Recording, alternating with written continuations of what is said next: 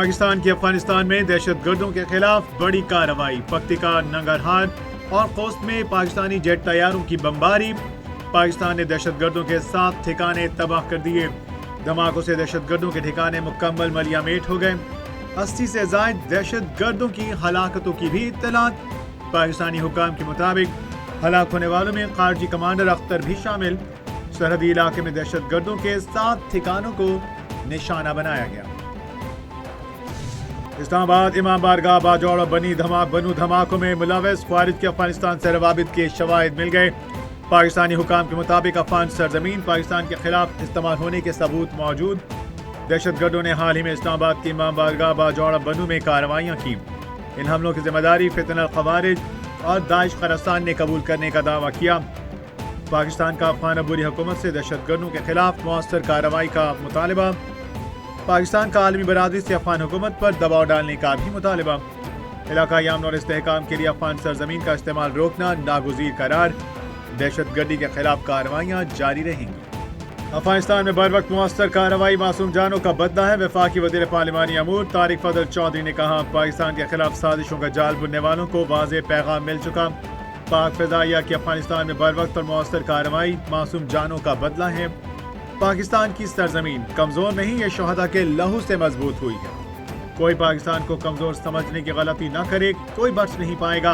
रियासत पर उठने वाली हर मैली आंख को मिटा दिया जाएगा। अफगानिस्तान से बार बार कहा कि अपनी सरजमीन पाकिस्तान के खिलाफ इस्तेमाल होने से रोकें। बेगुनाह शहरों पर हमला करने वालों से कोई रियायत न होगी। स्पीकर कौमी असम्बली सरदार अयाज सादी का तकरीब से खिताब में कहना था, कौम मुत्तहिद है, ख्वारिज के खिलाफ जंग में भी फतहयाब होंगे। आज दुनिया के बहुत से मुल्क पाकिस्तान के खिलाफ फायर जेट खरीदना चाहते हैं। पाकिस्तान से फायर जेट खरीदने के ख्वाहिशमंद हैं। पाकिस्तान के आज दुनिया के हर मुल्क के साथ ताल्लुकात अच्छे हैं। पाकिस्तान अमन चाहता है, किसी से जंग नहीं। पेशावर में CTD की तफ्तीशी टीम पर दहशतगर्दों का हमला नाकाम, 2 दहशतगर्द हलाक। CTD की जवाबी कार्रवाई में कई दहशतगर्द भी जख्मी। CTD हुकाम के मुताबिक दहशतगर्दों की फायरिंग से जेर हिरासत दहशतगर्द कमांडर उसामा उर्फ दानियाल मारा गया। हलाक कमांडर नई दहशतगर्द तंजीम इत्तेहादुल मुजाहिदीन पाकिस्तान का सरगर्म रुकन और मास्टरमाइंड था। हलाक दहशतगर्दों से असलहा, कलअदम तंजीम का कार्ड, मोबाइल फोन बरामद। IG पुलिस के खतरनाक दहशतगर्दों का हलाक करने पर जवानों की तारीफ। सिंध असेंबली में मंजूर की गई करारदाद आइन से मुतसादिम है। क्या कोई सूबा खिलाफ आइन करारदाद मंजूर कर सकता है? MKM पाकिस्तान के रहनुमाओं की प्रेस कॉन्फ्रेंस। खालिद मकबूल सिद्दीकी का कहना था कि सिंध के शहरी इलाकों के अवाम को अब फैसला करना होगा। 17 बरस से सूबे में कौन हुकूमत कर रहा है? मसनूई अक्सरियत रखने वाली जमात ने सिंध पर कब्जा किया हुआ है। जो 100% बजट देते हैं उनके पास इख्तियार नहीं। MKM मसाइल का हल बातचीत में समझती है। कुछ लोग सिर्फ मायूसी फैलाने की बातें कर रहे हैं।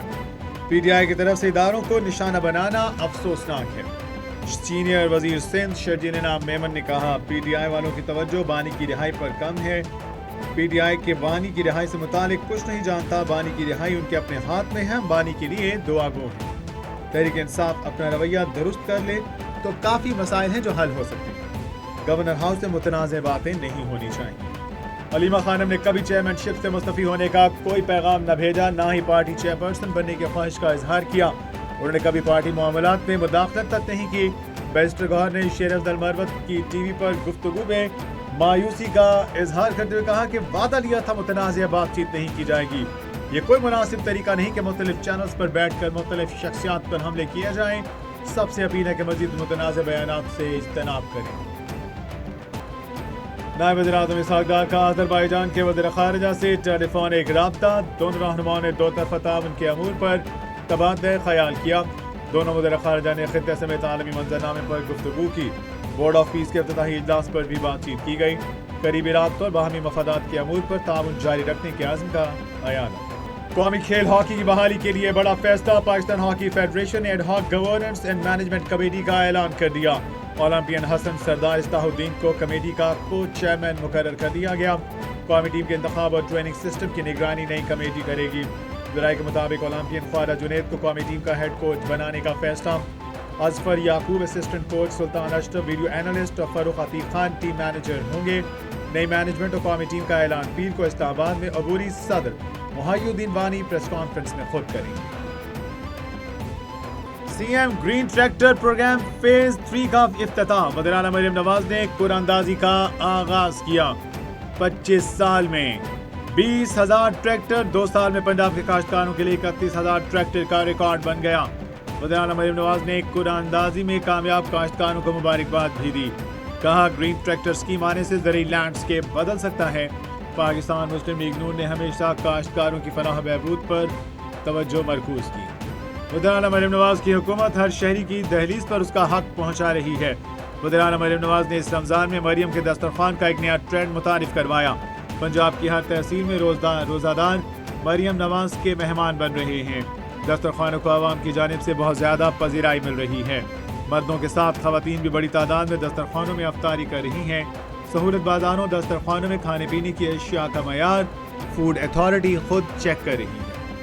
وزیر اعلیٰ خیبر پختونخوا سہیل آفریدی نے کابینہ اراکین اور سیکرٹریز کو خط ارسال کرتے ہوئے ماہانہ کھلی کچہریوں کے انعقاد کی ہدایات جاری کر دیں۔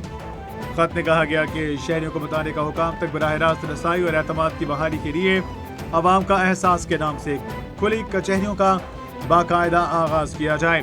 سی ایم کے پی کا کہنا تھا کہ عوامی مسائل کا بر وقت حل حکومت کی اولین ترجیح ہونا چاہیے۔ ہر محکمے میں ماہانہ بنیادوں پر کھلی کچہریاں منعقد کی جائیں تاکہ شہریوں کو زیادہ سے زیادہ سہولت فراہم کی جا سکے۔ بھارت کے لڑاکا طیارے اڑتے تابوت بن گئے۔ بھارتی میڈیا کے مطابق ایک اور تیجس لڑاکا طیارہ تربیتی پرواز کے دوران گر کر تباہ ہو گیا۔ پائلٹ بر وقت ایجیکٹ کرنے کی وجہ سے محفوظ رہا۔ بھارت اور ایک تیجس لڑاکا طیارے سے محروم۔ حادثے کے بعد بھارتی ایئر فورس کے تمام تیجس طیاروں کا دوبارہ جائزہ لینے کا فیصلہ۔ 2 سال کے دوران تیسرا تیجس طیارہ گر کر تباہ ہوا۔ پہلا تیجس طیارہ 2024 میں بھارتی ریاست راجستھان میں گر کر تباہ ہوا۔ دوسرا طیارہ گزشتہ سال دبئی ایئر شو میں زمین بوس ہو گیا۔ بھارتی ایئر فورس کے پاس 32 تیجس MK-1 طیارے موجود ہیں۔ سپریم کورٹ کا فیصلہ نظر انداز، ٹرمپ کے سر پر ٹیرف کا بھوت سوار۔ ٹرمپ نے عالمی ٹیرف 10 سے بڑھا کر 15% کر دیا۔ دنیا بھر کے ممالک پر آج 10% عالمی ٹیرف کو بڑھا کر 15% تک کر رہا ہوں۔ کئی ممالک ایسے ہیں جو کئی دہائیوں سے امریکہ کا استحصال کرتے آ رہے ہیں۔ میری انتظامیہ آنے والے مہینوں میں قانونی طور پر نئے ٹیرف کا تعین کرے گی۔ جمعہ کو امریکی سپریم کورٹ نے صدر ٹرمپ کے اضافی ٹیرف غیر قانونی قرار دیے۔ سپریم کورٹ کے فیصلے کے بعد تمام ممالک پر فوری طور پر 10% ٹیرف عائد کیا گیا تھا۔ مشرق وسطی میں امریکی فوجی قوت جمع ہونے کے باوجود ایران کے ہتھیار نہ ڈالنے پر ٹرمپ مایوس۔ دنیا کا سب سے بڑا امریکی بحری بیڑا جیرلڈ آر فورڈ بحیرہ روم پہنچ گیا۔ امریکی بحری بیڑا ابراہم لنکن پہلے سے ہی مشرق وسطی میں موجود۔ امریکی صدر ٹرمپ نے جیرلڈ آر فورڈ کو مشرق وسطی میں تعینات کرنے کا حکم دیا۔ صدر ٹرمپ ایران کے خلاف محدود کارروائی کا عندیہ دے چکے۔ کہا ایران کو مجبور کرنے کے لیے محدود کارروائی کریں گے۔ جنگ کے بڑھتے خدشات، ایرانی سپریم لیڈر علی خامنہئی نے اہم اختیارات نیشنل سیکورٹی کونسل کے سربراہ علی لاریجانی کو سونپ دیے۔ نیو یارک ٹائمز کے مطابق خامنہئی نے 4 سطحوں پر مشتمل جانشینی کا نظام ترتیب دے دیا۔ عبوری انتظام میں علی لاریجانی سر فہرست، غالب آفر سابق صدر حسن روحانی کے نام بھی زیر غور۔ خلیج فارس کے ساحلوں پر میزائل نصب، ایرانی صدر مسعود پزشکیان اختیارات کی منتقلی پر آمادہ۔ جدہ میں تنظیم تعاون اسلامی کا اجلاس، پاکستان سمیت 14 اسلامی ممالک کی اسرائیل میں تعینات، امریکی سفیر کی مذمت۔